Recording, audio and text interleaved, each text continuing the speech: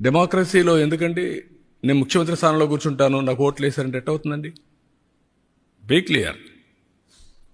ఒక ప్రైమ్ మినిస్టర్ని, ఒక ప్రెసిడెంట్ని, లేకుంటే ఒక చీఫ్ మినిస్టర్ని ఎన్నుకునేది ఆ రాజకీయ పార్టీకి ఓట్లు వేసినప్పుడు వస్తారు. 1/10 ఓట్లుంటే ప్రతిపక్ష స్థానం ఇస్తారు. మెంబర్స్ని పెట్టుకొని ప్రపోర్షనేట్గా టైం ఇస్తారు. అది ఇప్పుడు ఎస్టాబ్లిష్ చేయలే.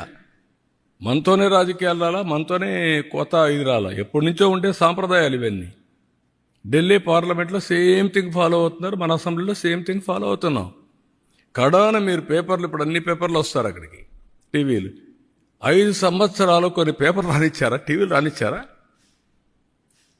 మీరు విలువల గురించి మాట్లాడడం ఏంటి?